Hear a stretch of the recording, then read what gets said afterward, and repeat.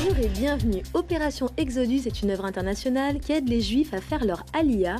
Urs Kazerman nous explique. Jean-Louis se penche sur l'expression « juger un arbre à son fruit ». À vous de juger dans quelques instants. Hélène s'interroge sur le climat de peur qui règne en Libye. Francis nous confronte à un Anglais à Moscou haut en couleur. Et en fin d'émission, la chanteuse Marie Gauthier et son mari Bruno, évangéliste, racontent comment ils se partagent la scène.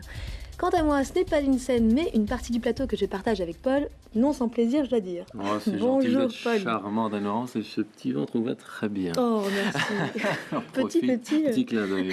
Bonjour, Urs Kazerman. Bien, bonjour. Alors, je vais essayer de résumer votre vie très rapidement. Ça fait à peu près 25 ans que vous êtes chrétien. Si je calcule bien, vous avez travaillé en tant que chimiste, vous avez travaillé dans le marketing, en tant que consultant.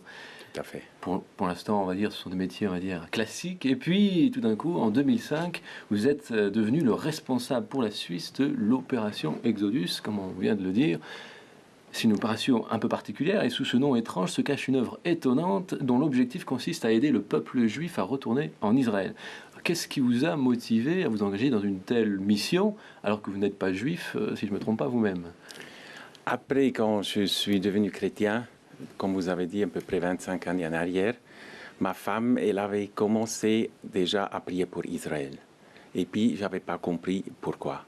Et puis, ça a pris quelques années jusqu'à j'avais vraiment aussi compris quel rôle important Israël est dans la Bible et quel rôle important c'est aussi de prier pour le peuple juif et puis d'aider au peuple juif. Donc, c'est pas quelque chose d'inné, c'est quelque chose c'est une passion que vous avez découvert sur le tard. Exactement, exactement. Et puis là, j'étais homme d'affaires. Et puis, à l'année 2000, j'ai perdu mon entreprise. Et puis, c'est là, à ce moment-là, je me suis demandé, mais qu'est-ce qu'il y a pour moi de suite? Et puis c'est là, en 2005, qu'il y a eu cette opportunité que, comme on m'avait demandé, on cherche un responsable pour Ebenezer Opération Exodus, qui est une œuvre chrétienne qui aide au peuple juif de rentrer en Israël. Et puis c'est à ce moment-là, c'était conduit comme ça que j'ai pu commencer ce travail. Mais c'est vrai que bon, vous avez perdu votre travail à cette époque-là, mais enfin bon, c'est pas le genre de travail qu'on trouve à la NPE facilement.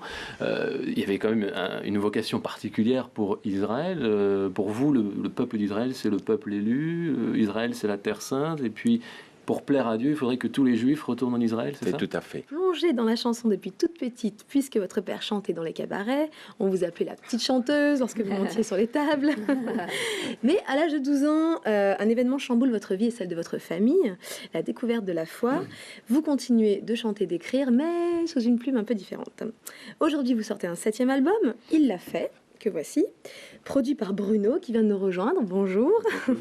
Alors qu'il n'est pas seulement le mari et le producteur, mais également partenaire de scène, puisque vous tournez à deux maintenant. On y revient un peu plus tard. Mais d'abord, je vous propose de regarder un petit extrait.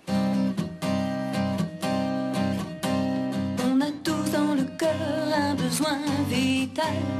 On a tous un peu peur d'être seul au final. Est-ce que vous êtes comme moi à chercher autour, mais c'est chacun pour soi et il y a tout le monde qui court. On a